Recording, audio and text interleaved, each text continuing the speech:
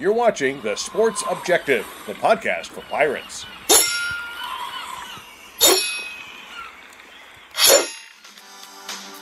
You're listening to Absolute Empowerment with Coach Jeff Connors on The Sports Objective. Join Coach C, a USA Strength and Conditioning Hall of Famer, every Monday night as he and a variety of guests, including former players, former and current coaches, pastors, and others will discuss relevant issues in coaching today's athlete, with the goal of equipping the athlete and those coaching them with the physical, mental, and spiritual armor necessary to live their best life. Here's Coach Connors. Welcome to Absolute Empowerment. Today we have a very special guest again, Coach Mike Gentry, USA Strength and Conditioning Hall of Famer, Virginia Tech Hall of Famer, a colleague of mine and a longtime friend. And Mike, it's just really great to have you on the show. Happy to be here. Very happy. So what we're going to do is we're going to kind of start out with a few statements, because we go back in history quite a few years, a few decades, of course, in this profession. And, we had to start with some beliefs. And so many years, I guess, later after I got started, and really not too long ago, I kind of came to this conclusion that I was actually a rogue strength coach. So I reference Richard Marcinko's book, of course, A Rogue Warrior. And I just want to go through a few statements and give us a little bit of something to kind of marinate on a little bit, talk about. The first one is, I will test my theories on myself first. I will be my own guinea pig. So, Mike, going back to where we originally learned a little bit about strength training, we started to train. We started to become educated and develop a passion for this thing somehow. Tell me your story there, where this statement is concerned. Okay, well, really, I was one of those guys that was a mediocre athlete because I tried hard to be one, to be that level, to get to that level. So it really wasn't about any expertise in athleticism that brought me to this point, down this road. What really did was in Durham, North Carolina, where I grew up, I happened into a buddy or some high school friend took me to this little backyard gym that was literally not really a commercial gym at all, but just a really small little building that housed where some former Mr. North Carolinas currently trained, and then a bunch of other guys trained around them. And it was just, for one thing, I'm wrestling about 145. I'm not a very big guy. And when I got in that room, I'd never seen any people like that except in the magazines. And I said, man, this is what, internally I knew that's what I wanted to try to get into. So it was a culture or a subculture. And, about 5 o'clock in the afternoon, the shifts would change at the tobacco factories, and then in would come these guys, and they train their tail ass off. I'll just be honest. And it was, I can go on and on about it. And I took different people there over the years and trained, and not a thing fancy about it. Nothing fancy about it. All homemade equipment, but some people training super hard and getting some super results, as far as I was concerned. Maitland Nance owned it, a guy named Maitland Nance, and he went on to win a lot of over 40, over 50, over 60 Mr. Americas and things. And he was a great influence on a lot of people in there. He tried to correct me early. He said, the muscle, Mike, it really doesn't know how much weight's on the bar. It only knows how hard it's working. So that was his way of telling me, clean your form up. Don't be so sloppy with everything. But of course I didn't do that because I wanted to lift more on the bar. So that was a big influence on me. And then later, when I went to Western Carolina, I really didn't know what a strength coach was until Bill Starr put his book out, The Strongest Shall Survive. And that made a huge impact. I said, man, this is it. Because I kind of eliminated things I didn't want to do. I always thought I should be in business. I kind of liked English. but I stayed in physical education because it was just what I did. And then when I found out it was possible to merge maybe physical education with coaching and training, I thought, man, that can't be a job that good. And so that's what I really put in the back of my mind for. So, but anyway, that's kind of how I got started. Just a very mediocre athlete that liked to train, wanted to be bigger and stronger, found a way I could do it, and had the good fortune just to stumble in somewhere where there were some people doing it on a pretty good level. And that inspired me. Gotcha. Yep. I took everybody on our hall at Western. I took everybody there to work out. Everybody, just, I don't care what, but they just wanted to see something that if I liked it that much, they kind of wanted to see what the hell it was about, So it was, that's what we did.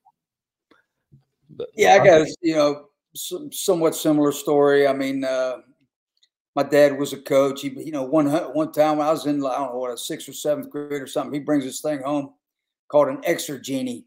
Mm-hmm. And, you could turn the knobs and tighten it or loosen it, and basically pulling this rope through this resistance device at certain levels. And that was kind of my first wake up call to, okay, this is actually resistance training of some sort that could build strength. And I remember that. Make me to be a larger athlete, which, I've never been a guy who's been huge in stature. I'm 5'10" on a good day through my life. And I think, it's just like you I think I wrestled at 155 when I was like a sophomore, junior in high school. And, the hell of it is, Jeff, now we're having I'll actually put 5'9" down and stuff, because I lost the 5'10". Yeah. And daggone it, there's too many losses in this thing. Yeah. No doubt. But yeah, and then I had a friend of my dad's who was also a coach who played at West Virginia, took me and introduced me to Nautilus, took me and introduced me to one of his friends who was a bodybuilder, and started me into, becoming interested in lifting. And of course, I don't think I ever lifted properly and didn't really lift for my legs a whole lot. Back where I grew up, we actually stayed back a year so we'd have another year of high school. So I switched schools, went to 8th grade twice. I'll be doggone. So I was, 19 when I graduated or whatever. And that helped me probably gain another 10 pounds. Right. And, it helped me to gain some scholarship money to go to play ball in college and at Salem, West Virginia. Mm-hmm. And when we were there, Salem didn't have much of a budget, so our strength training facility, of course, it was one of those universal machines, progressive resistance universal machines, and then we'd have barbells around it. So we would do a circuit, 30 seconds on, 30 seconds off with barbells. And if you can believe this, we were expected to do 10 power cleans off a concrete floor in 30 seconds. Wow. And that was interesting. Yeah, I bet so. I bet it was very interesting. But we got strong. Yeah, no question about that. I think we did that circuit 4 or 5 days in a row. So we didn't know any better. We're just, hey, let's go to work, And that's exactly right. We had a pretty good football team, but that was my introduction. And then I got into some competitive powerlifting meets. Mm-hmm. Became long story. Became a police officer. I won the Florida State Police Olympics 1 year, and then I think I got up to right around 16 plus total, maybe 16, 20 total at a 181, and I felt good about that because we didn't have much. That was my best total too. I did 1600 at 220. Big difference between 220 and 181, but I felt good about. I thought, man, that's about all I can do. I mean, I really thought I said, I guarantee it. Yeah, I guarantee that's all I could do at 81, no doubt about that. But deadlift was my best lift. But that really all that got me interested in strength training. in the strength training profession. And of course, I didn't even know what a strength coach was. Right. And then when I heard about this strength coaching profession and the NSCA, I was like, wow, that's something I could really get interested in. And I ended up kind of, I think I snuck into a conference for a couple sessions down in Florida somewhere. And what was interesting was strength coaches back then were pretty much hired because of their enormous stature. Yeah, So, that's right. That's pretty much right. Either they were former athletes just needing to finish up something, or they were big people. Yeah. Yeah, no doubt. So that's what kind of got me interested. But yeah, being your own guinea pig. I wish I knew how many squats I did in my life, or even, Me too. We were heavily influenced by, and I'm going to talk about this in a couple questions here, but I think we were heavily influenced by powerlifting, of course, initially. I had the influence of being around those bodybuilders and learning. Their mantra was, you need to drink a gallon of milk a day. You need to eat a dozen eggs a day. You need to take 40 liver tabs a day. And I passed that along to so many athletes, and a lot of them have done it. And then they were huge on 20 rep squats. Every time these guys, they lifted 4 days a week. Every time it was a leg day, you could see them. They were in that squat rack. And coach, they would squat to the bottom. They would squat to their tail hit a milk crate. Right. That's low. And, narrow stance and high bar. And after they finished squats, which I promise you, I saw George Clayton, who was a Mr. NC, go up to 365 for 20. Go up to it, coach. Wow. I couldn't. I'll tell you, my best didn't compare to that. And then they would go to a homemade hack squat machine and then go to a homemade leg curl, and they were all 20 reps. Yeah. They had legs like plats. So George Clayton, the late George Clayton, had legs like plats. He had to walk around them. It was really amazing. And anyway, so I was exposed to the bodybuilding guys there, and the powerlifting. I found my way to that. But I never really saw any Olympic lifters until I really went to UNC as a grad assistant. Yeah. Yeah. Just wasn't around any. So. Yeah. And I lived in Tennessee for a period of time. And so I was in a couple of Doc Crease's events at Vandy. Yeah. And he did a great job setting up those powerlifting meets there. I enjoyed Doc Crease. And boy, when he was healthy and well, I never saw a better presenter than him. He was entertainment, and he was great, No doubt. Yeah. No doubt. The profession misses him, no doubt. So the next one is, I'll be totally committed to what I believe, and I will risk all I have for those beliefs. To our detriment sometimes. Yes. So, I would always tell guys, hey, look, I'm not compromising anything, and you're going to have to kill me if you want me to, because where it comes to my 4 things, which was accountability, work ethic, discipline, and spirit, I'm not moving an inch. Well, it made you great, man. Talk a little bit about that with your approach. Well, accountability. Yeah. I always try to treat people the same. Yeah. At least in terms of, as later we're going to speak about discipline a little bit and those kind of things. I always had rules, and before every cycle, I would give them another handwritten page of the rules, whatever they were. And they'd seen that many times. And back in the cell phone days, they'd have my phone number and so forth. And if they were going to miss or be late, I expected them to communicate. And, then we could work through it. But if you don't communicate, that was big. And being accountable, treating people different motivationally, because some kids really responded to different things motivationally. But as far as the rules, they knew over time that if it was Michael Vick, or I don't remember him ever. Coach, one time Michael Vick came to me and says, Coach, Sports Illustrated wants me to do a cover photo out here outside, and I said, well, you need to get out there and do it. you know, they don't show up here every day.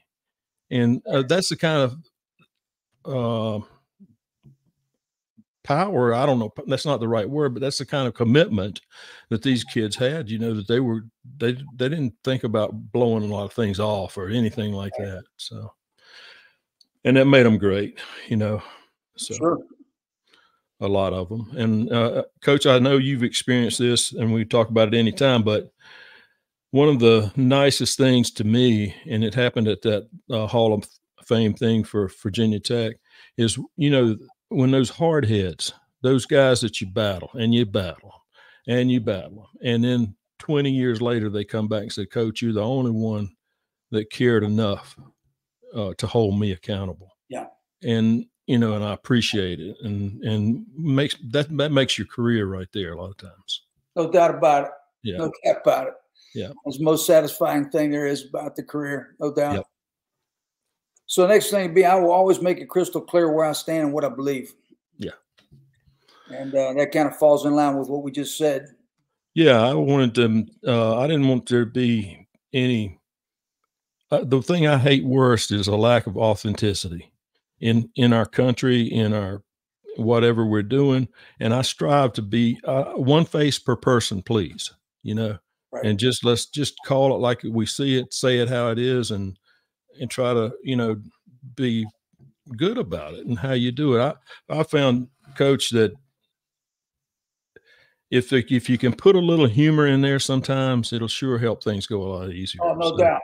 Yeah. So I found plenty of ways to laugh at myself. You know, when you were talking about, I'll try things out myself. I remember down in that old weight room way off campus warehouse at East Carolina, when I was fortunate enough to get that job. They were doing heavy front squats and stuff. And I was looking at that and I said, man, I can do that. So I decided I'm just going to jump in there and get a set too. You know, I was young enough and dumb enough to think that might be a good idea. And I jumped in there and my pants didn't rip. I had on corduroy Levi's. They exploded and it was boom, big boom. And of course, I had already started, so I went ahead and finished, you know, the reps or whatever I was doing. And you talk about howling, laughing, everybody in there, including me. I mean, I give them plenty of chances to laugh. So that was one of them. Yeah, I've seen a lot of worse things happen with people standing through a squat. That's for sure. Yeah, it was bad. Okay, so then I will always be easy to find. I will be at the center of the battle. There you go. Well, we were easy to find in this profession because we were at the battles too, and we were after the battles, and then we had to be there the next day. And many times in my career, we were set up, we trained on Sunday.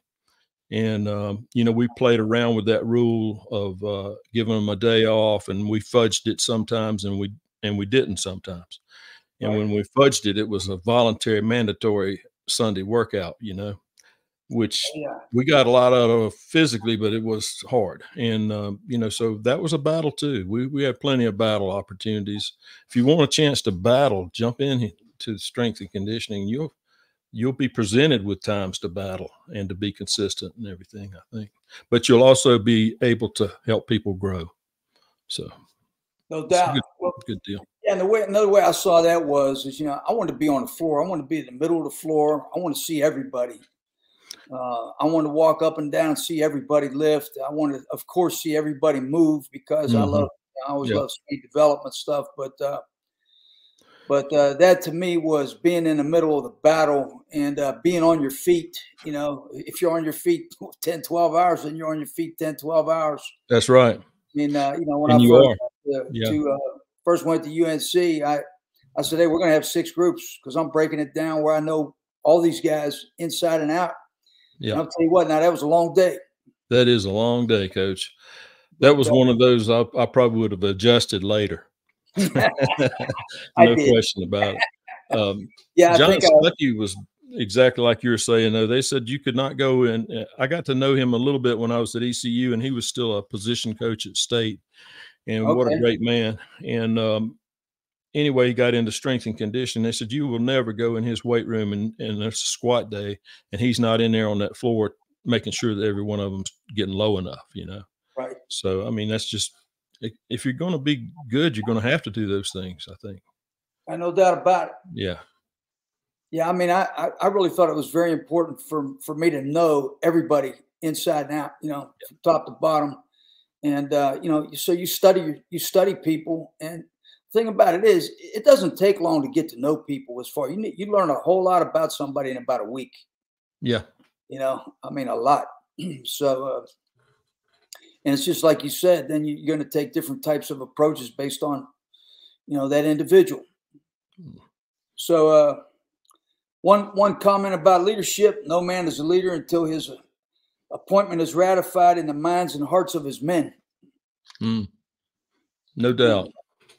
And it, like we were talking about, when they come back to you and said that, that you changed and helped them, or they'll bring their kids in to meet you, and or you'll get post or communication, and they might say something like, "You were a father to so many of us who didn't have one."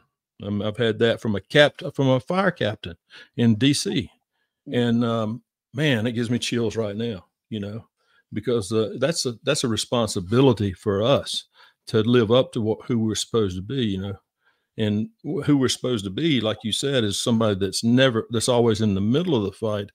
We're always going to show up.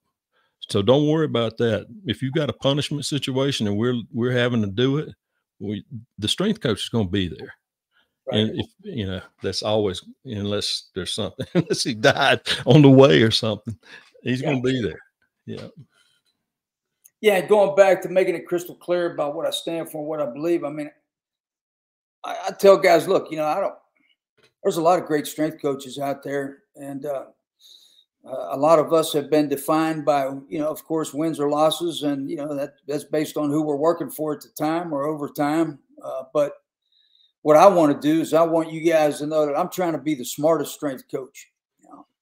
Oh, yeah, I can see that, Coach. And this is no smoke, but I've never seen anybody that studied it more. And like you mentioned, the speed element of things. And I just don't know anybody that was in the profession that put more into learning about it and using it. Not just learning about it to talk about it, but actually trying to incorporate it. And I know that was a huge difference for you. Yeah, I appreciate that. No question. So, going back to kind of what got us into the profession, I guess we move forward now a little bit, from what got us into being interested in strength training to how we got in the profession. And tell me where your entry was. Well, let me tell you, of course, here's what my path was. I went to Western Carolina. I went and student taught at high school in Black Mountain, North Carolina, Charles D. Owen High School. And my supervising teacher quit. I hope it wasn't related situation, but he quit. And so I took over as a student teacher, and they hired me back the next year. And I coached 3 sports and did all of 9th grade boys PE. And I tried to do it right. And I found out it's pretty tough job, because when you roll from one sport to the next, and some of this, like I was doing track, I didn't know anything about it. I'm strictly coaching it out of a book, but I got the football players out there, and that helped, so, yeah. But anyway, the point is I went to the public school system, and I decided if I'm going to stay in this thing, maybe I need to go back and get a master's. And so I can at least make $1,000 more a year. The salary at that time was $9,000 something. And I got $1,000 combined for doing the 3 sports. So I went, and I never thought I would go to UNC, because to me, I'm a Western Carolina guy. That's flannel shirts and jeans, period, in the story, Yeah. And I said, I'll never fit in over there. I'm wearing a Peterbilt hat, And, but I went, and what I found out was there were so many people there that you find whatever group you want to. If you want to find, it wasn't anything like I expected, but I really had to work to get into the strength and conditioning area. So I'm on campus, and I had a PE assistantship to teach a couple PE classes. That's a whole different story. And I was working at the local Nautilus Center. But I decided, I thought I had enough time, to help them out with football training. And they had a good program. It was Paul Houlihan that was running it. And man, he was a wild, and still is a wild man. And Charles Waddell, he was one of the last three-sport athletes at UNC. Yeah. Great man. If you know him, he's a super guy. And do you remember Bundini Rames? I do not. Okay, well, he was there with us too, and there may have been a few others, but so they turned me down flat. I went up there to see Coach Houlihan, and so I went back about 5 times, and the last time he wasn't there. So I sat down at his desk and I wrote 10 reasons why I'd make you a damn good strength coach. Now, Coach, I was foolish enough to think there might have been something there that was true, but I think the guy just got sick of me. And he said, okay, I'm going to take you on. He paid me $5 an hour and to eat on the training table. I thought that was mint. That was great. And that was just how the good Lord helped me get involved there. And it was just persistence, and I just wanted to do it so bad. I felt like I could teach those guys something about lifting weights, Right. And but I learned more than anything else. And there were it was one of the best, most athletic football teams I've ever been around. Amos Lawrence, you can name, there's just so many, Lawrence Taylor, so many great ones. So that's how I got started with the strength and conditioning thing. And I finished my master's and I stayed one more year with them. And then I was getting ready to go back to high school, had the contract to go to Raleigh Broughton. And I didn't really want to go. So I just held on to that contract. And somebody said, East Carolina University's got an opening. Well, I got in my car and I just went down there. I didn't have an appointment. And I just went down there and saw Coach Emery. And he says, all right, he listened to me for a while. And he says, all right, go on over there to the AD and tell him you want the job. The job paid $12,000 a year. Yeah. And that's exactly what happened, We're going to get back to that. We're going to get back to that. But I had a similar deal where I was coaching high school, and I was actually offensive coordinator and head wrestling coach. And then I got involved with Bob Ferraro at Bucknell University, who came down to do a clinic for us. And he said, well, why don't you come to Bucknell and be the strength coach for the wrestlers? And I'll talk to the AD to see if we don't have a strength coach there at the university. So I just packed up my stuff, quit my job, and went to Bucknell and got my master. I was going to get my master's degree for free at Bucknell. All right. Which I hope I'm smart enough to get my master's at Bucknell. Yeah. So it was a very high academic institution. And I became a director of all these dorms. And I started a strength program there. And I started working with football. They started, including me with football. And because Joe Susan, the offensive line coach, was doing both. And so over a period of time, he handed it to me. And that's basically how I got started. Mm-hmm. I never was a GA or an assistant. I just started as a head strength coach. Well, thankfully, I benefited from being a helper. Yeah. Well, I had to teach myself everything. That's why I didn't have a mentor, but that's and then we'll talk a little bit about ECU and how I got there. But so anyway, I just want to move to some of the things that influenced us: powerlifting, Olympic lifting, bodybuilding. Jeff, can I mention a fellow that influenced both at Virginia Tech and East Carolina that nobody would know about? There was a guy.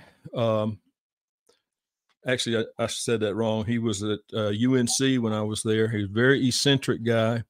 He was a super heavyweight Olympic lifter, and he had influenced Paul Houlihan into putting in Olympic lifting and knew about periodization and knew about some of the science behind this before anybody else that I knew anything about it. Right. And he put it in for Coach Houlihan. Basically was the brains behind it, but he was such an eccentric guy. You never knew where he was coming from. Like, for instance, when I first met him, I was in his car and he reached under the seat and got a boiled egg, and offered me one. I'm like, wow, I got to get the hell out of here. But the thing about it was, he also left North Carolina and went to Virginia Tech. And Mike Mansfield, I don't know if you ever remember Yes, Mike. sir. Oh yeah, I met Mike a few times, and I was shocked when he passed on. Oh yeah. Oh, Mike was authentic, no doubt about it. And but anyway, he taught Mike how to do these things too. And so what I'm talking about is they did clean variations, they did push jerk variations, front squats this was happening at UNC. And then when I went up to Tech, they were doing it too. So he had an influence on these two big programs.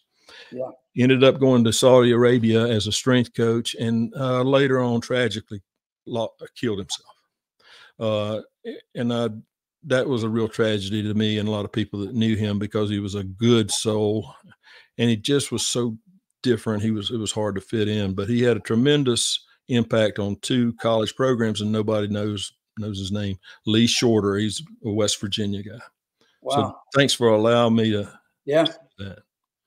Yeah. Yeah. If I was ever in a bar fight, I'd want Mike Mansfield on my side, no doubt. You know, Mike Mansfield, yes, that'd be a good pick. Mike Mansfield was voted the sexiest man in Virginia. I kid you not. You know, some people get in these. That surprised me. No, not at all. Yeah. It was a Marriott thing, I think, they had in the clubs in the Marriott chain. And so somehow he came out on top of that. Yeah, quite a character, no doubt. So, you know, powerlifting, Olympic lifting, bodybuilding. Just want to talk maybe a little bit about free-form multi-joint movements and how important those were to us, you know, when we got in, and, you know, what we thought about those, and what ended up being your favorite barbell movements over the years with your programs. Well, I'm a squat guy. Yeah. So I always believe that if that's the foundation, that's where you should start. And I tried to teach them how to front squat as well, because when I was in that gym, they were front squatting. And actually a power lifter, older guy, had kind of helped me along in there, and he taught me how to do it. And I just knew how much it had cleaned up my back squat. A good front squatter, I just thought usually was a pretty good back squatter. And over my career, I actually evolved more to front squats, even testing it. So I'd start there. We always did some form of pull or explosive pull. And early on, it was hang clean for me. And then later power clean, and saw the benefit in that. We did behind the neck push jerks, which at the time I called push press because I didn't know any better.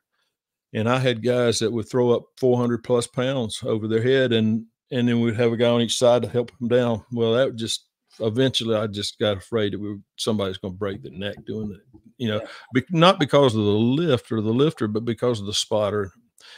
So I evolved away from the behind the neck into the regular push jerk and let them drop it.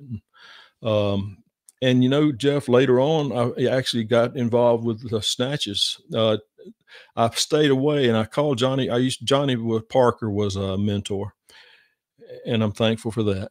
And I said, Coach, I'd kind of like to do some snatches with them, but I don't know really how to teach it or what. He said, well, can they hang clean and catch it, rack it? And I said, yeah. I said, we'll just tell them to rack it over their head and not at the shoulders. Just that simple, you know? And I said, that's the smartest thing I've ever heard. And so we tried it, and it worked. So ended up, I would start people learning how to snatch and go to the clean after that, you know? Right. So that's kind of the things I tested. Of course, we tested bench press in addition to that. But and then personally, I like doing rows. I liked if guys got really strong backs, you know, from doing bent over rows. I thought that was really good. So yeah, bent over barbell rows, great stuff. Yeah. Then, I feel the same way. I was big on squats, of course, and got into the Olympic lifts. Along with that, but I always liked coming from the floor, you know, because I thought it just involved absolute strength, power, and deceleration, and you're getting the best bang for your buck with one exercise. And then I definitely got into snatches for a period of time. I love snatches, not so much from the floor, of course, because you have to have a great flexibility to get into that position with the wider grip, and you know, have a good position with your torso, getting your hips low enough. So I used a hang snatch most of the time, and I had guys, I had quite a few guys that were, 250, 260, Yeah. whatever, 270, couple guys. And so I really like that. And, a lot of times you get guys with this discomfort with the rack position with the clean. And you didn't have that discomfort with the snatch. So. Right. Yeah. I like the snatch a lot. I usually always start with the hang snatch and then work down, later. Yeah, of course, looking at kind of schemes, you have 3-day, a 4-day, you got 4-day classical. I called it classical 4-day split push pull, and I evolved into a 4-day split push pull, but that was mostly for linemen. I like the 3-day for my skill guys because I want to do a lot more speed work with them, and I didn't feel like they needed to. That's interesting that you did that. I did that as well. And, I didn't write down even to talk about Terry Long, but Terry Long became one at minimum of the strongest football players in the country. I don't think there's a doubt about it. I could tell you some of the assistance lifts that he did that were incredible, but he only trained 3 days a week. We trained him Monday, Wednesday, and Friday for his power meet. And so I became a real believer in more is not always better in terms of strength and so forth. So, yeah, I'm with you. Once you get that full recovery on a day in between, and of course, I really like Boucher Snyder, and a lot of stuff that he does. And what he talks about is, just some moderate work on that Tuesday, Thursday to promote moderate levels of lactate, to promote growth hormone and recovery. And so, that was kind of, I was like, man, Boo, I'm glad you told me that, because that's something I had been doing, but I didn't know why. So thanks, man. Yeah. So sometimes you just instinctively go to it, don't you? Yeah, no doubt. The thing I learned, I guess instinctively, this because you see a lot of kids train this way, but if you want to grow a muscle, you got to train near failure. If you're doing 20 reps, it's got to end near failure. If you're doing 5, there's got to be a set or two that is near failure if you want that muscle to really grow. And so there's something that I didn't really understand. And if you're going to go to failure, you're going to need some rest in there too. So yeah. Well, of course, if you want to get stronger, you got to add weight. Hey, that's how you get stronger. That's right. Which goes to your question about why do we care about records and boards and things? Right. Yep. You want to talk about that? Yeah. Go ahead. Yeah. Well, to me, they make it competitive, and I like to see guys compete. And they gave them goals, and I want to give out a bunch of T-shirts. I was always a big T-shirt guy, and I created. I just want the power of a T-shirt when you're talking about people that respect the activity is great. And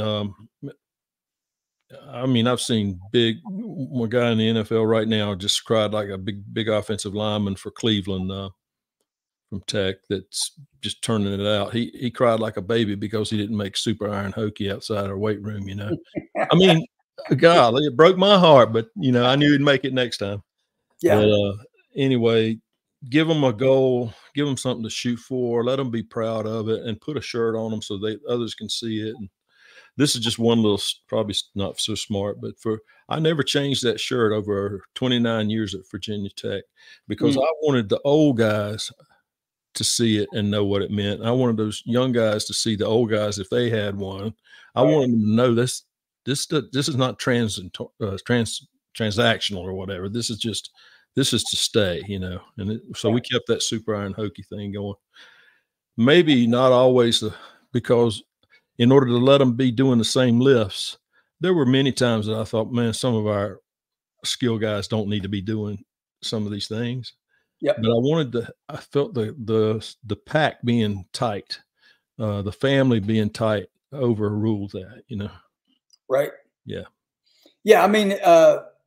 I was always big on that. I'm big on the awards board. Any way that I could recognize somebody, I wanted to include that in my program. And so what I got into was testing teams So, and then we'd have a draft, and I'd pull numbers out of a hat with the seniors, and they would pick their team. We'd have everybody's name up there. Who went, we'd have an order of who went first. And if you had 12 guys on your team, I only took the first 10 results in case somebody was injured and couldn't do that test. Okay. Yeah. So that worked real well because, it made it fair with the total points, but we'd post the points each day as we went through the tests. Mm-hmm. So the guys would come in and look at that. And then of course, Carolina, man, I would have these enormous trophies and medals. And I don't know what all, man. I mean, whatever money they would give me, yeah. I said, man, I'll give them T-shirts, trophies, whatever. But at ECU, in my early years there, it was definitely more about a T-shirt, no doubt about that, because that's about all we could afford as well. And when you look at this NIL deal now, I don't know what you'd give a kid, or how you'd motivate a kid. He's probably going to tell you, hey, look, I'm making $1 million. I'm not doing power cleans today. So, I don't know how that works. But and the thing about it, too, was as the NCAA got involved with discretionary weeks and all this stuff, our time in the winter got reduced by, a few weeks down to like 6.5 weeks is all you got in your winter program. Because you were also doing morning conditioning, they were still doing mat drills. Yeah. So you had to fight that too, as far as recovery was concerned. But, well, Coach, I remember writing many 12-week summer programs when I started this business, 12 weeks. And man, I'm out there and I'm out there at that track at East Carolina where the track was torn to pieces when I was there. It was really still torn to pieces during, still torn to pieces. But I still used it. And man,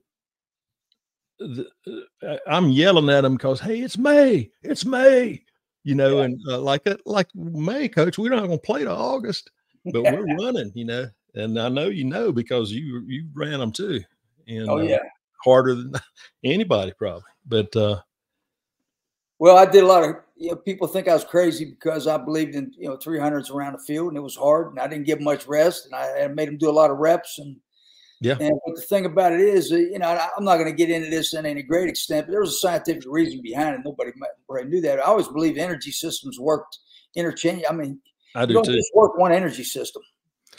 Energy. Coach, I'm with you. You know what I'm saying? Yeah. I mean, so. What I believed, and I still believe wholeheartedly, particularly because I played defensive back in college, is that you need that second anaerobic energy system training so you can recover more readily between bouts and short activity over a period of time. And particularly when you're facing an offense that's no huddle offense, mm-hmm. and defensive backs don't get many subs. You don't see many people subbing DBs. Right. So, we talked about this long time ago, and I think we were both doing this. We were training that glycolytic energy system because we wanted that, and that's going to lay the foundation for our anaerobic systems that we're getting ready to train the next months or so. And I actually, go ahead. A lot of people kind of, got away from. I believe they got away from it just because the players didn't want to do it. I think you're 100% correct. Yeah. So. But hey, I had the support of the head coach, and that's what we were going to do. Yeah. Well, that's me too, and I think I probably would not be a good fit for people that think that they are entitled and don't want to do certain things. When it would be good for them if done correctly, and so the good Lord has a way of taking care of us, I guess. And, sometimes it's hard to understand it at the time, but I'm thankful. Yeah. Yeah. Well, getting back to the lifts a little bit, now you have, you're going to identify starting strength, speed, strength, speed, acceleration, and also absolute strength. So these are the categories that are kind of laid down through the VBT training, velocity-based training. So you're in certain zones when you're training so you can recover. But you know, we eyeballed that back in the day, or we said today's a medium day. Today might be a light day. And so I like knockdowns. So I always did, okay, we got our heavy days. We're knocking down 20, or we're knocking down 30. We're knocking whatever we're knocking down today off of that. Mm-hmm. That's Bill Starr. Bill Starr had a lot to say about that. And, you know, people think Bill Starr was just clean, squat, and press, 5 sets of 5. No, he had plenty of variation in there. You just had to read enough and pay attention enough. You know, he definitely had the heavy, medium, light, and that's how he determined it. And that was a 3-day a week for the most part, but he even had the flexibility to put them in 4. The guy was really smart. You know, Bill, what is Ripeto's, Mark Ripito? Yeah. He was, I talked to him one time, and he had trained with Bill Starr for like 14 years, he said. They were training partners. And, man, you got to learn something, you know, in some of those, when you're around good people. So, yeah, I paid to go to a Ripito clinic.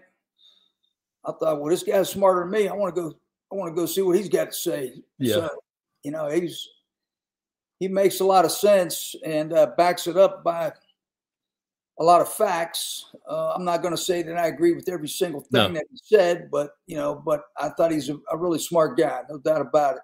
To show you how little I agreed with him, looking down on on the back squat, I didn't think it can't be right. So I went and I said, well, who is this guy anyway? Was he really a great powerlifter? So I found his total. And so I barely scraped away. He was a 220. So I barely scraped around to where I said, well, I did in one meet pick up 617. And if I use that as my deadlift, I was better, you know. But I had to scrounge around, man, to find anything that was anything to compare with him. Gotcha. Yeah. Well, we also had machines as a system for a period of time. Yeah. And what I'll say about that is, you know, of course, you got Nautilus, you got Hammer, you got the guys who were just adamant about that, arguing at the conferences. Mm-hmm. You know, that's Dan Riley and the whole 9 yards. Of course, he wasn't as combative as some of the other guys back then. But you know, it's real interesting, you know, and I did interview with Joe Paterno, I think it was 92. The whole weight room was nothing but machines. I said, look, Coach, I got to be honest with you, man. I just want to clean this whole place out and start over again. And so I was like, oh my God, you know, I'm not going to get hired here. But you know, you got to be true to yourself every once in a while. Yeah, absolutely. But anyway, everything's come full circle. And right now, Penn State's got nothing but racks and platforms from what I see. Yeah. And I see a picture of their weight room. So, well, all I can came full circle. All I can add to that is when we were struggling at East Carolina when we first got there, and if I saw a team that was coming that was high intensity like Navy, I felt, oh my God, this is great. You know, I felt like our chances just improved, you know, 20%. Right. So, yeah. Well, you know, we talked a little bit about the discretionary weeks and talked a little bit about testing and evaluation. Let's go back to the human element a little bit and talk about toughness. And so, you know, there's people out there who are still saying that you can't develop toughness. And, you know, what are your thoughts there?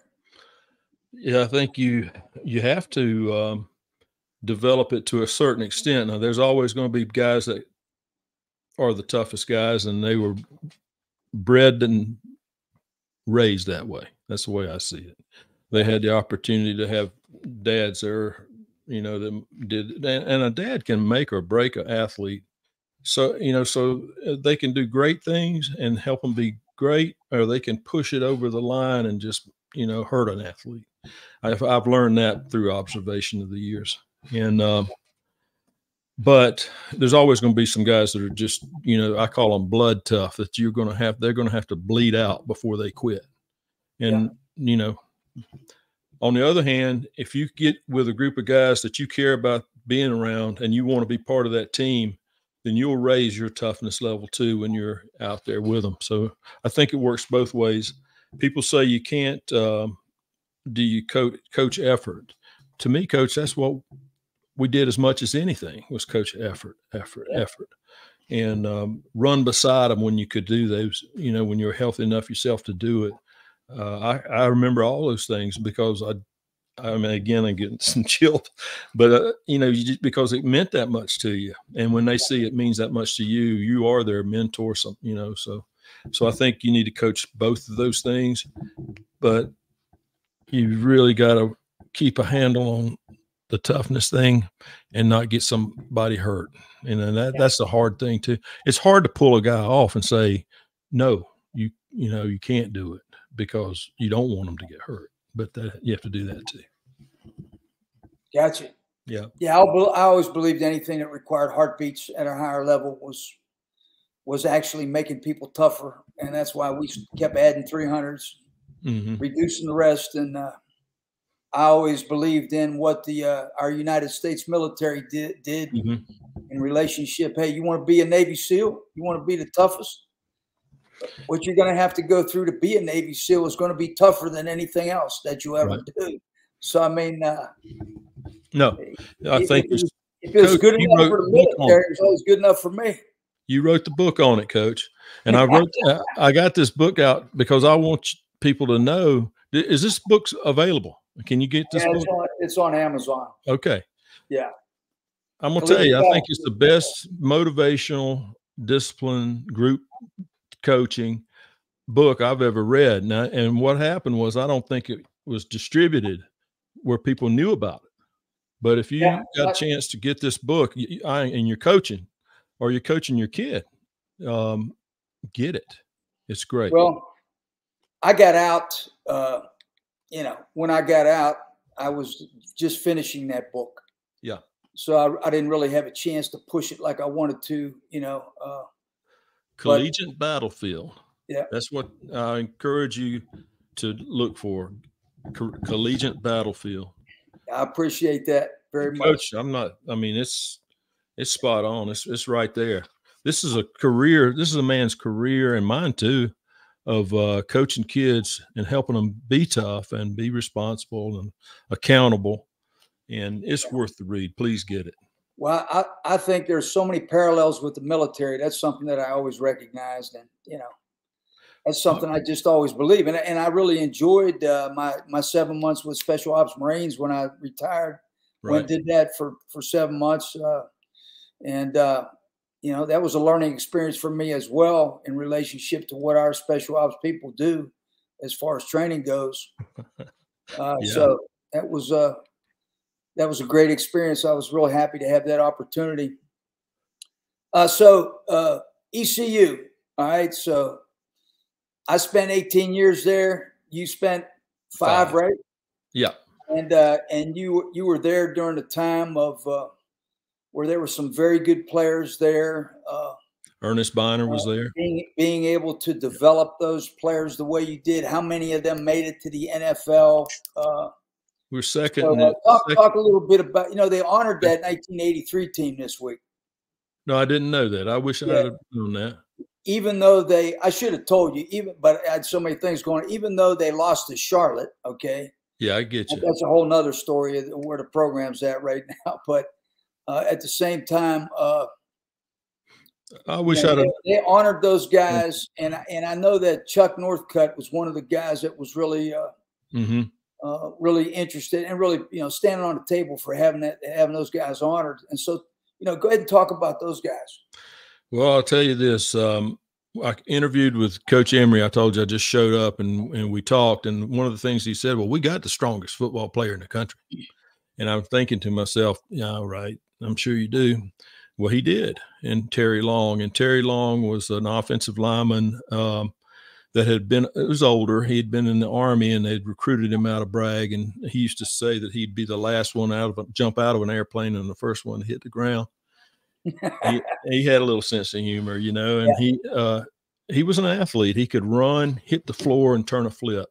He could jump, 37, I'm telling 34, something like that. But in those days, to do a vertical jump test, you did it against a wall with chalk on your hands. It wasn't so easy as some of the ways now.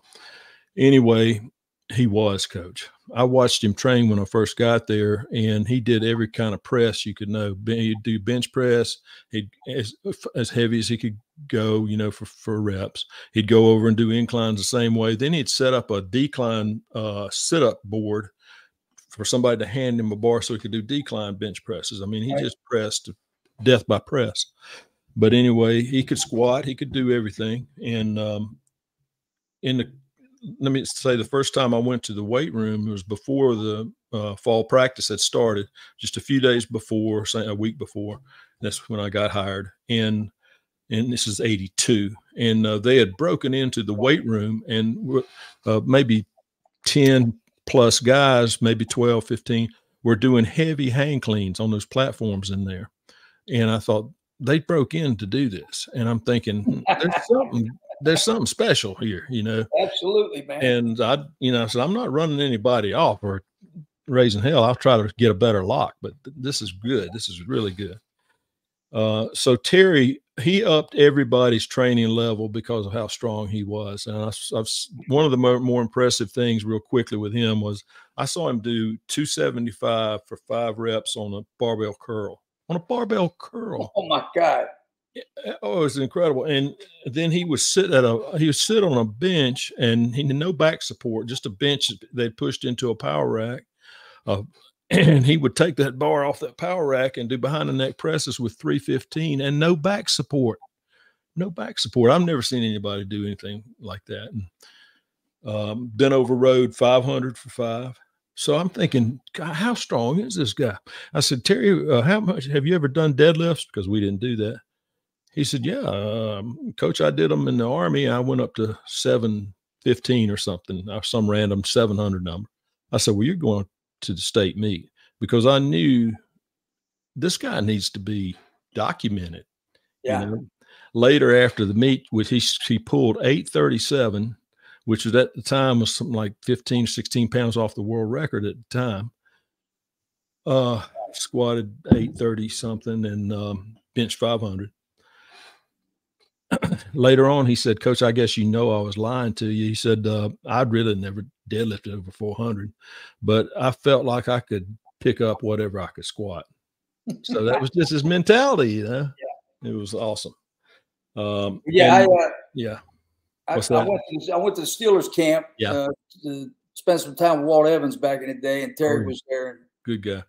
And basically, Oklahoma drill, he picked up a guy over his head and slammed him. And, I believe it. Terry was what, 5'11"? Yeah, on a good day, he was 5'11", so a lot of teams wouldn't even look at him. Yeah, low man wins. Yeah. But you know, he called me and wanted to come back and work as like an assistant to help out in the weight room at ECU, and Dave Hart wouldn't let me do it. Really? So so I could have gone either way, Coach. He had issues. He had some issues, and so that would have been it could have been great, and it could have not gone so well. So tragically, he lost him. You know. You got some other people you want to mention? Oh, you know, Ernest Biner was a man. He was a man that was all business and went full speed in everything that he did out there, and caused many fights because he did go full speed. Yeah. Ed Emery was a complete wild man and knew no boundaries, but he also had a big heart, and he cared about those kids, and they loved him. They practiced 4 times a day during preseason camp. You know, we don't even do 2 a days anymore, but he went 4. He found a way to get out there and do kicking as a practice.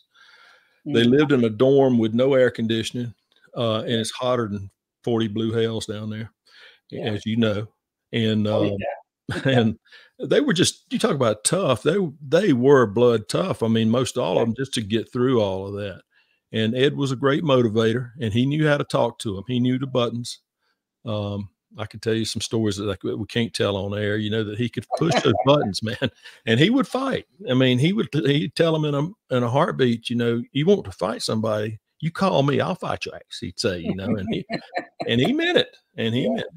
But anyway, it was just a really good experience. And what it taught me was the will to win and what it takes to be good, you know? So, Right.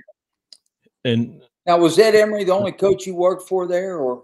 no, I did it all, you know, back in our days, you and I, we've done it all. So, what it usually ended up being was 3 days a week I'm working football during their off season.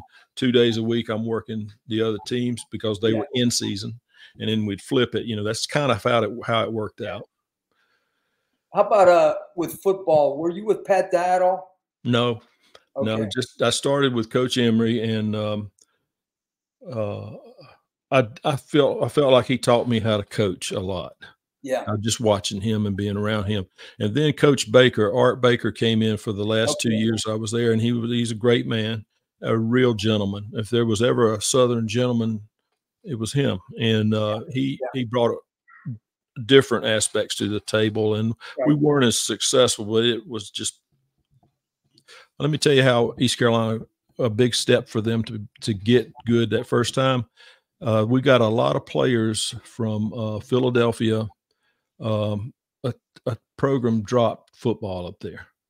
Yeah. And I can't call the name of it. You would know it. They're a big basketball school in Philadelphia.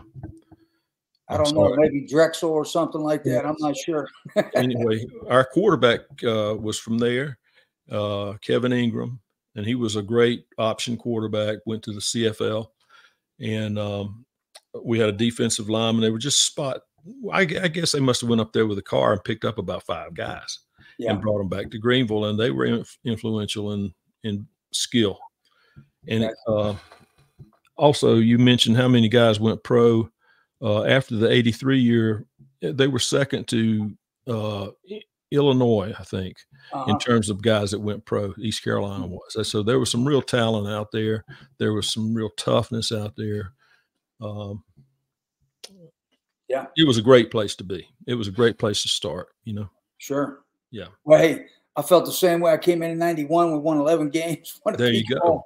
Yeah. I mean, you know, it was, through my time there, I got to be on the sideline for 35 wins over now Power 5 teams. Yeah. And I'm really proud of that because, you know, we weren't supposed to win many of those games. No. So, and, you know, and Steve Logan, of course, during that time period, and also with Bill Lewis, I mean, you're talking about like five now Power 5 teams on the schedule, you know, in a lot of years. Right. And so, you know, the training part of it was important. And I think I coached maybe 11 bowl qualifiers there. And I say qualifiers because, I don't know, 2 or 3 years, we didn't get picked. We qualified, but didn't get picked. Right. So, let me tell you, I got a good, funny story about that. Okay. So we 82, we went 7-4, no bowl. The next year in 83, we went 8-3, and we lost to the national champion 12-7, Miami. We lost to Florida State 47-46, and we lost to Florida by a touchdown. Yeah. No bowl. And what I got for my bowl bonus was a turkey, a frozen turkey from one of the local grocery stores, you know. Well, I'm a bachelor. I don't have much use for a frozen turkey, but of course I found somebody to give it to, but that was my bowl bonus right there. How about that? That's awesome, man. That'll keep you humble, won't it? No doubt. Well, then just mentioning UNC, you know, I ended up being there for 10 years, but the crazy part about it was, well, John Bunning hired me, and before he took the job, they had offered it to Coach Beamer, correct? Yes, I guess that's exactly the way it went, and that was unusual. And you know, at first, I think most all of the staff wanted to go. By the time it got here to us, for Coach to make the decision, he'd actually, I think, committed or said that he was going to go. And then I think he got cold feet too. So we had a meeting, and in that meeting, he allowed everybody to have a say, you know, and he decided not to go. And I think really you know, Virginia Tech was his school. He played there, he lived there, and it just got too heavy a hand to leave it. And Yeah. you know, I also felt, and others did too, I kind of would shifted over to that camp unless we should stay. He says in that meeting, he asked me, he said, you don't think we can win there? And I said, yes, sir, I think we can win there, but we're winning here, and we built this. There was something about having built a program, you know. Yeah. And so he made the decision to stay. And I think it all, again, the good Lord works things out sometimes. Yeah. Yeah. Well, my time at East Carolina, we had more success against VTech than we did at UNC. So I think last year, Butch, I think we came up there and it came out with a victory 2010 or whatever. But yeah, so that's probably a good decision that he made during that time period. You know, Butch got it.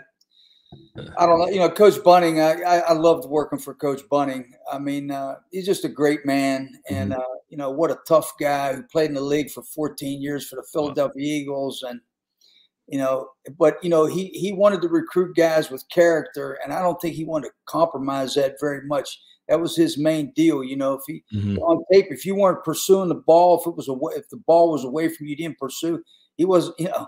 Yeah. He wasn't going to take you, or, you know, or maybe he thought you had some kind of character issue. Right. But his last couple of years, he did a wonderful job recruiting, and Butch Davis benefited from that quite a bit.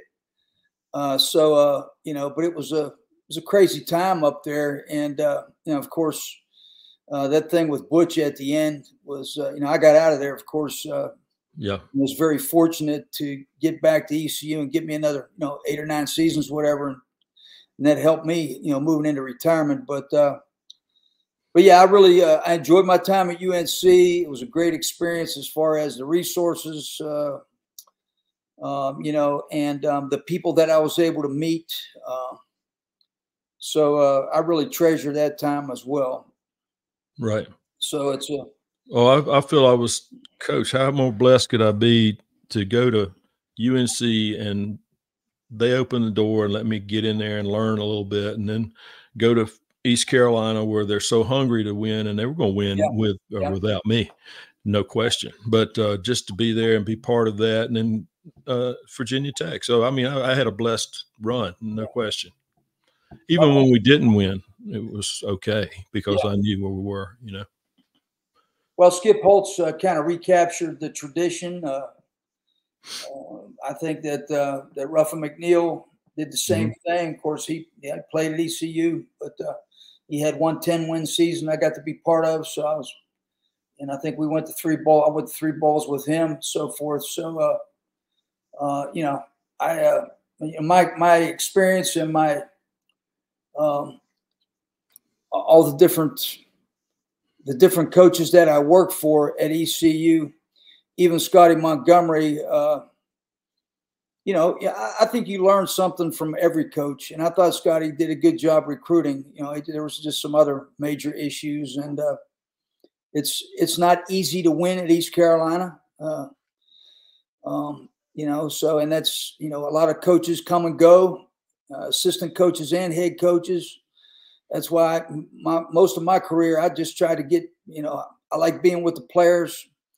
I never thought the coaches were going to be around very long, and I never liked all that stuff that went around with blaming, you know, the offense, defense, or whatever. So I stayed with the players quite a bit.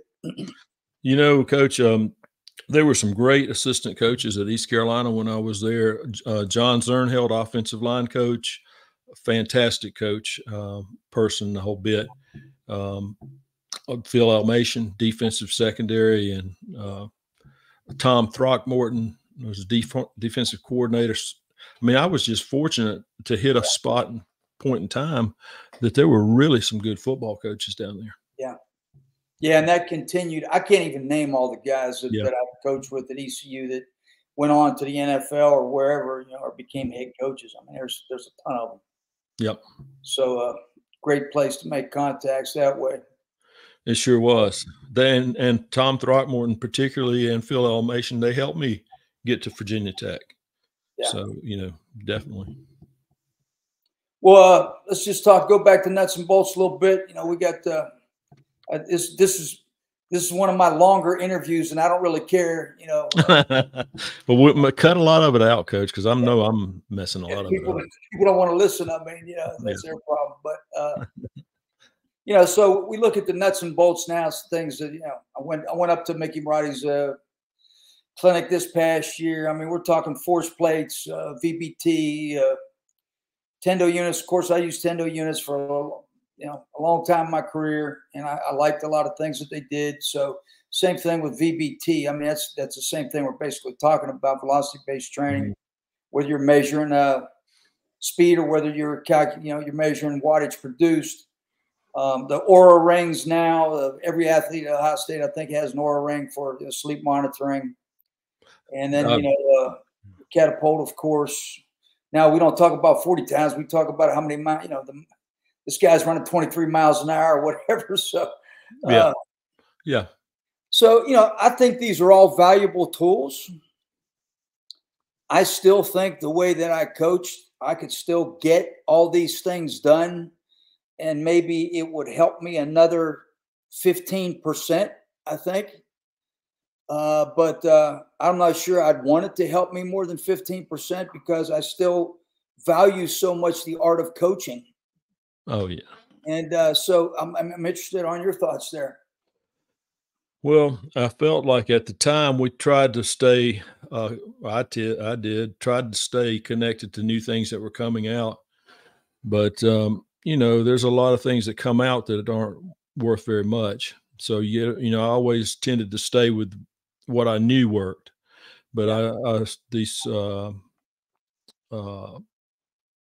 oh my goodness, you just mentioned it, where you're measuring the speed of the bar, or Tendo units. And I like those a lot. I like Tendo units. I also like the tsunami bars, the flexible bars, because I think it just worked the body so differently. And it also gave them a chance to compete in a different way because I'd put the Tendos on them and so forth. And the feel was so different. I like that. And I forgot to mention earlier, I embraced a lot of Louis Simmons and his training methods. I embraced them. I didn't just go wholeheartedly to them, but I definitely used bands and chains and boards and all of those things I'd incorporate. And I really liked when he trained to failure, would do 20 reps on a dumbbell incline and just go balls out with it.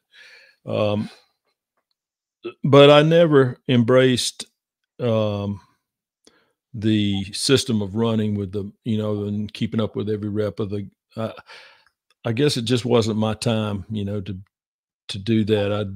I felt like I had a pretty good understanding of what to do with a team that couldn't run, that couldn't condition, that were not in condition, and take them through the summer. And one of the best feelings I got was to see those guys. We typically ran 16 110s. Yeah. To see them crush that test, and maybe nobody on the field missed it. And again, I get chills thinking about it, but just watching them come, and I've done that. I did that 20, 30 years. I felt like I had a handle on that. And so I didn't go all in with so much of it. I don't know what that Aura ring is. I probably had a few drinks or something and thought I did, but no, I don't know anything about those things. And I really don't care enough about it. I think you got 18, 19-year-old guys out there running and chasing and doing. Good luck with that. Hope that works good for you. Maybe it will if they're all millionaires and everything, but I doubt it. Yeah, I mean, I don't know. Somehow we got our names in this Strength Coaches Hall of Fame. Somehow, I don't know. I guess they ran out of names, Coach. Yeah. So what happened? Yeah. But anyway. But anyway, the art of coaching, I think it is definitely an art.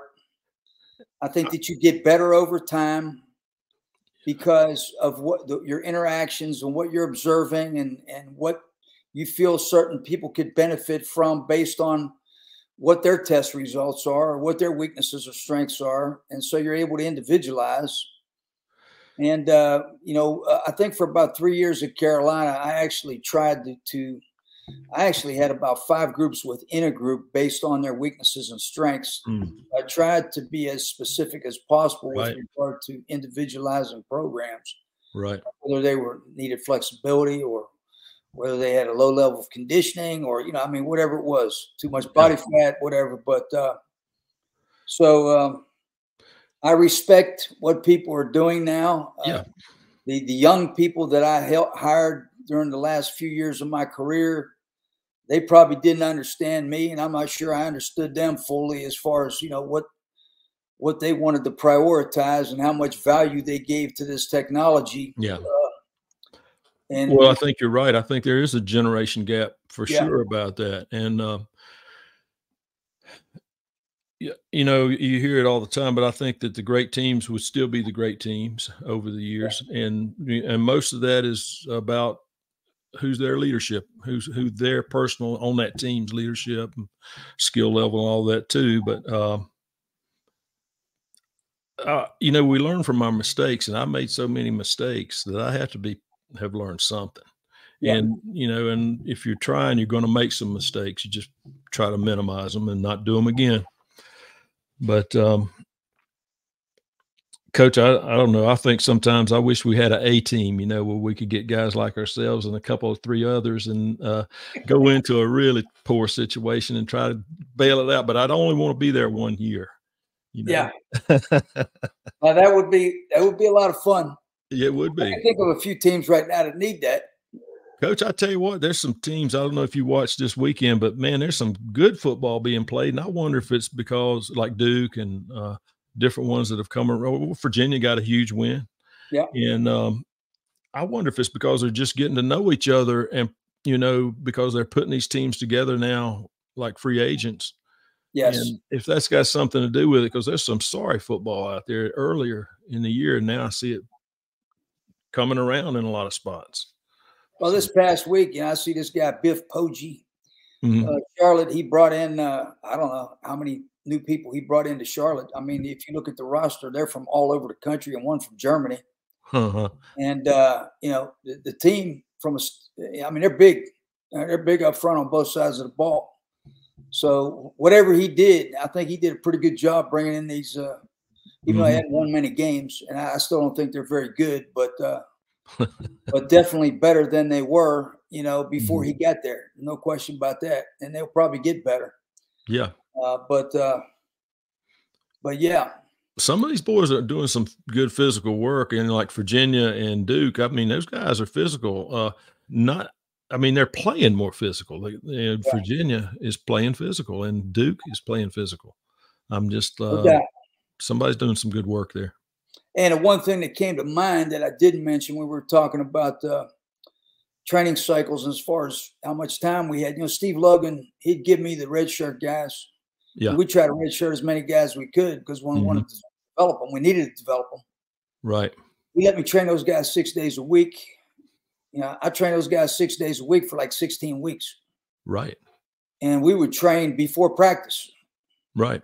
And it was like, hey, if they're a little bit fatigued, don't worry about it. Right. We got to get these guys developed. So we'd have that the whole time the other guys were in meetings. We were pounding, we were going to get it for like an hour and a half.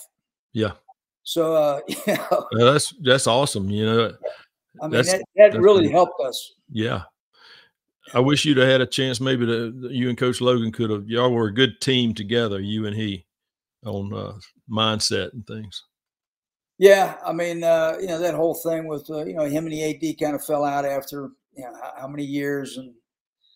And when I saw that starting to happen, and then the AD says to me, hey, don't worry if something happens with Steve, we'll keep you on with the Olympic sports. I'm like, nah, I don't think so. I was like, nah, I'm going to be out of here as soon as I get an opportunity. And of course, God provided me with that. But as far as leaving ECU, I didn't want to leave ECU, and I know Steve didn't either, but well, you built that facility that I don't know where they are right this minute, but the one I've seen down there that you built, that was a great facility. You did a lot of great things there. I had some input in that, but when I first flew in 91, Henry Van Sant met me, and Henry, right? Oh yeah, yeah, And I loved Henry, man, one of yeah. my favorite people. And Henry was awesome. He said, "I want to show you a weight room we just built. It's one of the best on the Eastern Seaboard." I said, "All right." And so I went in there and saw that 5,000 square feet. I said, yeah, "That's pretty nice." But I don't think Henry really knew what was going on as far as No, facilities. he's a little pre-weights Yeah. kind of guy, but a great guy. Yeah. And, we trained every team in 5,000 square feet for 10 years. Wow. And, you're talking about 400 some athletes. Yeah. And I had one full-time assistant, 2 GAs. I think my GAs made $350 a month. So, yeah, Coach. I'm, it's a long way. I started at 35 as a head strength coach. Yeah. Now you get the guy from Michigan making $1 million, I guess. Oh yeah. So, yeah. The older pirates will appreciate this. We were in that warehouse, is what I called it, but it had been everything from the Allman Brothers playing there as a nightclub and to the Union Carbide plants how it started, I think. But anyway, when I was there, they had a big area right next to the weight room was a bingo parlor. And right. Yes, indeed. And so literally, smoking and bingo go hand in hand. Oh, yeah. So we would roll in there after practice sometimes and lift, and they'd be starting up their bingo, and the smoke would just be rolling in under. And so you'd be trying to teach somebody how to do a squat, and you hear B 24. It had, I mean, it was an experience now, I'm gonna tell you. Yeah, I used to go to bingo with my grandma, man. Yeah, yeah. At the church basement. So yeah, when I was a little kid. All right, I'm gonna communicate with Bubba a little bit there. Let's kind of start wrapping it up with your life influences. I'd love to know more about your relationship with Coach Beamer and some things about him that you felt contributed to his great success. And then we want to talk a little bit about your family now. And okay, of course, you got a bow. I got a bow. How about that? Mine is a BO. He's yeah. not, but yeah, I sure do. Yeah. So yeah. You want me to just start with the influences? Yeah, that'd be good. My dad was a big influence on me, and I've got a brother who is a high school coach, and he retired just this last year in Winston-Salem. He was at Mount Tabor, and he also worked in the administrative offices there for the county, Forsyth County, for a lot of years. And my dad influenced both of us in that he was a tremendously hard worker, and he was a Korean War veteran, and he never said much. I'm trying to think of the movie star that I used to like that was hard, a real hard guy, and my dad reminded me of him because if he said to do something, he meant for you to do it, and he meant for it to be done right now. And then there was not a lot of wiggle room, He became a sergeant over there in a short period of time, and he just kept it pretty tight, not bad, but tight. And I respected it, and he was a huge influencer for me. And as far as Coach Beamer, I like Coach, very likable and easy guy to work for. He allowed you to do your job without micromanaging it, and yet he supported you. And that's the best you can get as far as I'm concerned. So he never questioned anything physical that we were doing unless something happened that caused him to, like if we're doing some kind of test or something, and a guy if he pulled a hamstring or something, well, that's a problem, but not the kind of problem where he's going to just lose himself. Yeah. He was very easy to work for. He's pretty much what you see. He likes to have fun. He likes to laugh, but he's a hard worker, and we actually lost at East Carolina early on. I tried to tell him, don't think for a minute these guys can run. I tell them, I show them the results, times and things like that. Well, they, for whatever reason, when we first got here, a lot of our Virginia Tech coaches didn't believe it, but they learned to believe it on the field out there. And Coach Beamer actually had a heart attack on the bus and just kept it to himself and got home. And Wow. I mean, that's a pretty good ride, so the next day they get him to the hospital, and he has major toughness. He'd been burned as a child and had multiple operations. So the man's plenty tough, but he doesn't wear it on his sleeve. And Right. He would try to help things and help you. And I think Shane I hope he'll have a good run down at South Carolina. I don't know if he'll have a good run at South Carolina because that's a hard place, but I bet he'll have a good run overall. And it seems like he's doing a great job. They lost to Missouri, I know, yesterday. Yeah. But man, I tell you what I saw last year is those kids were playing hard for him. Yeah. And that was good. Good to see that. Okay. Bo's been a tremendous blessing in my life. He's made my life complete. I met Louise, my first wife, at East Carolina. And although it didn't work out for the long run, having Bo has made all the difference. So I'm going to talk to him later. We usually talk every Sunday. And that's I don't know what more to say other than I hate that he's in Los Angeles. He's working for Netflix. He actually got a nice degree from Tech. He was a walk-on football player, so I got to see him every day then. And he is a finance major, and he's really done well. And I just wish he was closer. I just wish he was closer. Yeah. I'm very fortunate. My Bo is a emergency room paramedic here. He was in the fire department as well, but he got out of that, and he's going to be an RN as well. He's also a combat medic for the Air Force, still in the Air Force. And I don't see him much because he works so much, trying to make a little money because he got married and had a baby. So I got a little granddaughter now, Maggie. That's awesome. And, but always great to have your family near.